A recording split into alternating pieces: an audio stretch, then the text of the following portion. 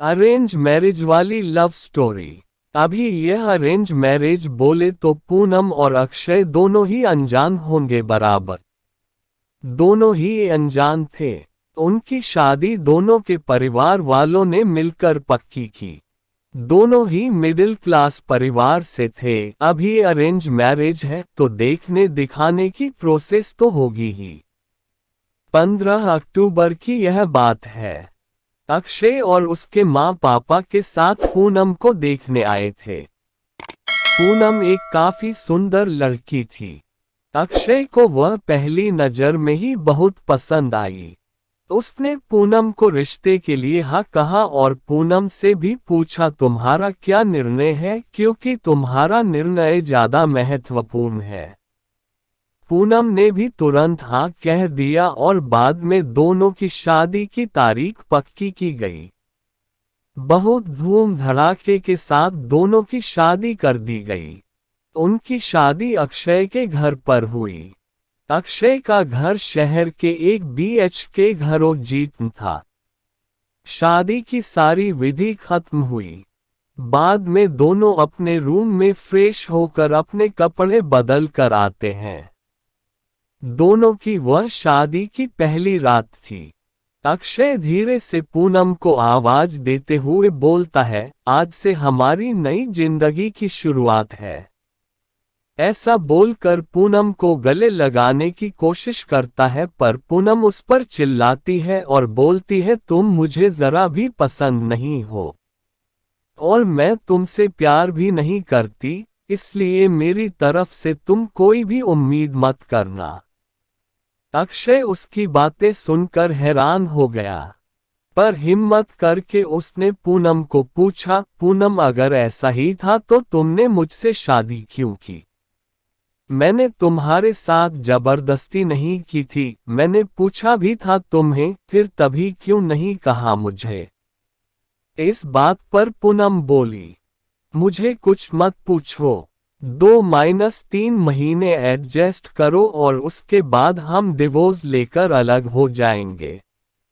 यह सुनकर अक्षय को धक्का लगा। उसने पूनम को समझाने की बहुत कोशिश की पर उसने अक्षय की कोई भी बात नहीं सुनी और वह उसके निर्णय पर डटी रही। अक्षय उससे बोला ठीक है, तुम्हें यही ठीक लगता है तो यही करेंगे, पर मेरी एक बात मानोगी क्या? पूनम बोलती है, क्या? अक्षय बोलता है कि एक छोटी सी मदद करोगी। जब तक माँ पापा यहाँ है तब तक तुम यहीं पर रहोगी। एक बार वह गांव चले गए तो फिर सब तुम्हारे मुताबिक होगा।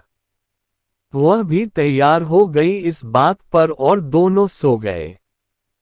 हर रोज का दिखावा उनका चालू था। माँ पापा के सामने पति पत्नी की तरह रहना उनको समझ में नहीं आए, इसलिए उनके सामने नाटक करना। ऐसे करते करते दिन खत्म होने लगे। दोनों ही नौकरी करते थे, फिर रोज के टाइम टेबल के अनुसार अपना अपना काम खत्म करके काम पर जाना। अक्षय रोज पूनम से प्यार से बोलने का प्रयास करता था, पर पूनम अक्षय को अनदेखा करती थी क्योंकि पूनम की एक ही इच्छा थी कि उसको जल्दी शादी नहीं करनी थी। घर के लोगों का मन उसे नहीं दुखाना था, इसलिए वो शादी करने के लिए तैयार हुई। पर शादी करने के बाद भी वो फिर से अकेली रहने का विचार करती थी क्योंकि उसे खुद की लाइफ किसी के साथ शेयर नहीं करनी थी। जैसे तैसे उसके दिन धकेल रही थी। अक्षय मात्र उसे हमेशा अपनी पत्नी का दर्जा देने का प्रयास कर रहा था, पर पूनम कभी भी अक्षय को पति का दर्जा नहीं देती थी। एक दिन फर्श पर पानी गिरा हुआ था, तब पूनम का पैर उस पर अचानक से फिसला और उसका पैर फ्रैक्चर हो गया। अक्षय तुरंत उसे डॉक्टर के पास लेकर गया।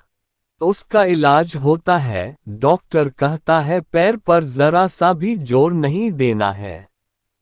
उसकी काफी देखभाल करने के लिए बोलते हैं। फिर क्या अक्षय उसका बहुत ख्याल रखने लगा। हर रोज उसके पैर की मालिश करता था। उसका पैर फ्रैक्चर होने के कारण उससे ठीक से खड़ा भी नहीं हुआ जा रहा था।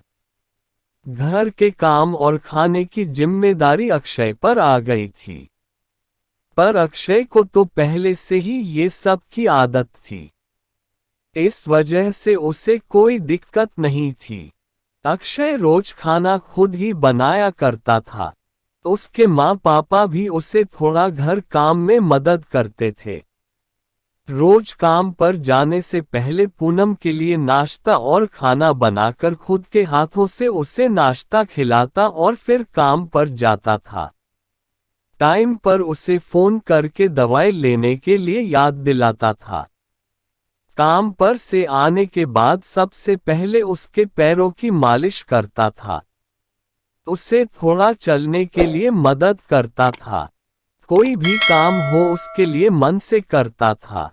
फिर भी वह अक्षय को प्यार से नहीं बुलाती। उसका मन अक्षय को स्वीकारने के लिए तैयार ही नहीं था। एक दिन पूनम को देखने के लिए उसकी सहेली आई। उनकी बातचीत चालू थी तब अक्षय दोनों के लिए नाश्ता बना कर लाया। फिर वो पूनम से बोला, मैं जरा मार्केट से हो आता हूँ, थोड़ा सामान लाना है। तुम दोनों को कुछ चाहिए तो बता दो। पूनम बोलती है, नहीं अभी कुछ नहीं चाहिए, तुम जाकर आओ। पूनम की सहेली को अक्षय को ऐसे नाश्ता लाते देखकर धक्का लगा। उसने पूनम को पूछा, पूनम घर के काम सब तुम्हारा पति ही करता है क्या?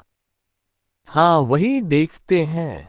मेरा पैर फ्रैक्चर होने के बाद से पूनम की सहेली पूनम को बोलती है कि तुम बहुत खुशनसीब हो जो तुम्हें इतना प्यार करने वाला पति मिला। पूनम के चेहरे पर मात्र प्रश्न चिन्ह था। तभी पूनम बोली, इसमें इतना खुशनसीब होने जैसा क्या है? उसकी सहेली बोली, अरे मेरा पति मुझे पूछता तक नहीं है कि कैसी हो तुम, खाना खाया कि नहीं, और मेरे पति ने आज तक कभी मुझको चाय तक नहीं पिलाई। मुझे भी लगता था मेरे पति भी मेरा ख्याल रखे, ज्यादा कुछ नहीं पर प्यार भरे शब्द ही बोले तो बहुत होता मेरे लिए। बहुत इच्छा होती है यार, पर इसके बजाय मुझे हमेशा निराशा ही मिली। बहुत मन दुखता है मेरा यार। यह सब सुनकर पूनम विचार में डूब गई। उसके मन में अक्षय के प्रति प्यार जगने लगा। अक्षय का प्यार उसकी आंखों के सामने आने लगा। वह उस पर जान छिड़कता है यह उसे समझने लगा। अभी धीरे धीरे पूनम को भी अक्षय से प्यार होने लगा था। वो उस पर विश्वास करने लगी थी। अक्षय के मन पर मात्र एक ही डर था कि माँ बाप गांव गए तो हमारा डिवोर्स हो जाएगा। पूनम मुझे छोड़कर चली जाएगी और समाज में मेरी इज्जत कम हो जाएगी। तभी माँ पापा अक्षय को बोलते हैं कि अभी हमें गांव जाना चाहिए, थोड़े दिन रहकर खेती वगैरह करके आते हैं।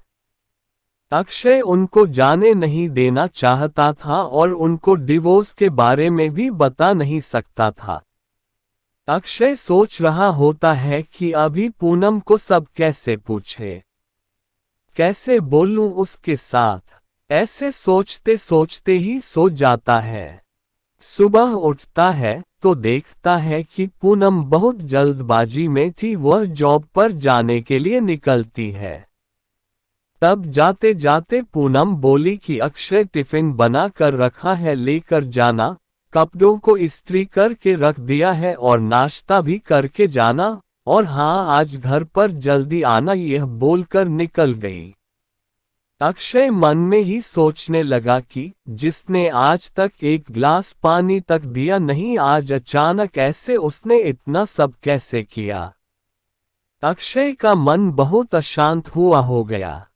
वह भी सब काम करके ऑफिस के लिए निकल गया।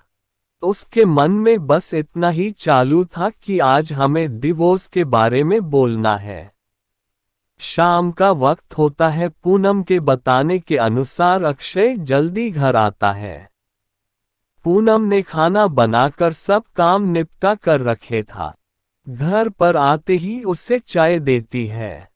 यह सब अक्षय के लिए नई बात थी। चाय पीते पीते अक्षय धीरे से पूनम को पूछता है, पूनम तुम ठीक तो हो ना? तुमने निर्णय तो लिया ही होगा ना?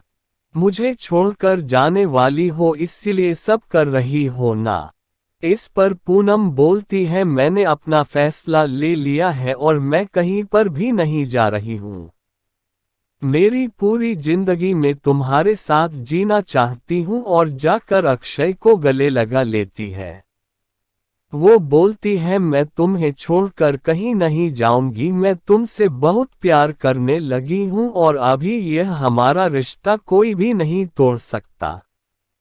जिंदगी में बहुत बड़ी भूल हो गई होती मुझसे अगर मैं तुम्हें खो देती तो।